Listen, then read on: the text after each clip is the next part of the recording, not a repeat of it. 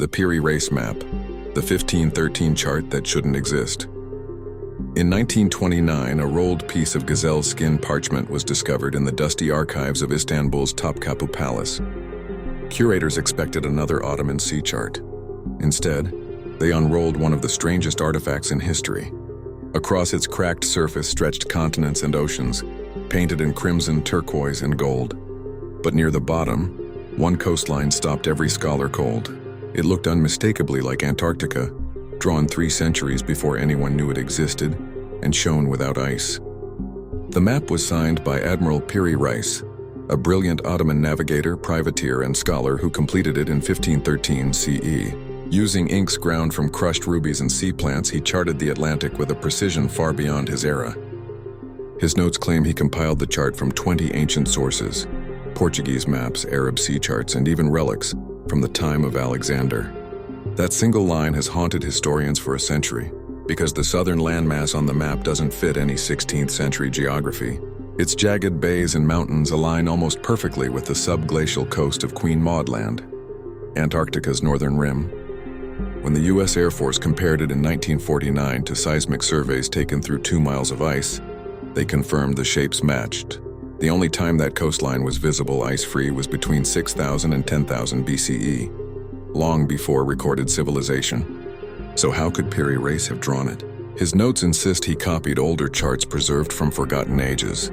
If true, it means the Ottomans inherited fragments of a mapping tradition reaching back thousands of years.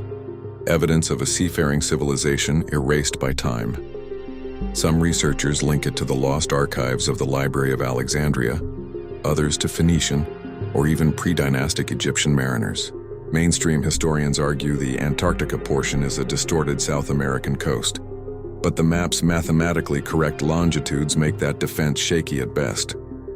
The surviving fragment, only 1/3 of the original world map, reveals astonishing technical mastery. Piri Reis used a spherical projection centuries before the Mercator system. He noted magnetic deviations and currents known only to later explorers. His Caribbean islands mirror Columbus's own, suggesting he somehow accessed the lost charts of Columbus himself, likely captured by Ottoman corsairs.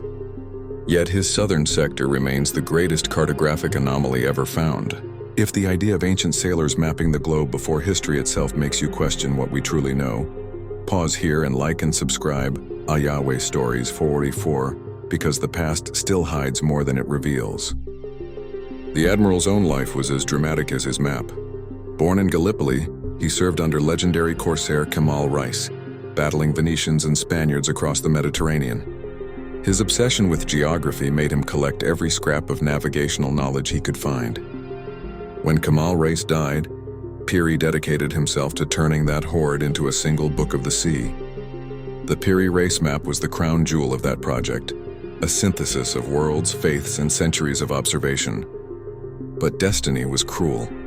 Piri Reis was executed by order of the Sultan in 1554, accused of treachery after losing a naval campaign. His masterpieces were scattered. For 400 years, the map lay forgotten until rediscovery by chance in a palace cabinet. When scholars realized what they were holding, shock rippled across the world. Some claimed proof of Atlantis. Others saw evidence that human history might be far older and more advanced than textbooks admit. To this day, scientists debate whether the ice-free Antarctica is coincidence, projection error, or a whisper from a vanished age. But no one denies its accuracy, or the haunting question it leaves behind. Who first mapped the Earth, and when? As Piri Reis himself wrote an elegant Ottoman script along the map's edge, "No one knows the secret of the seas but Allah." Maybe he was right.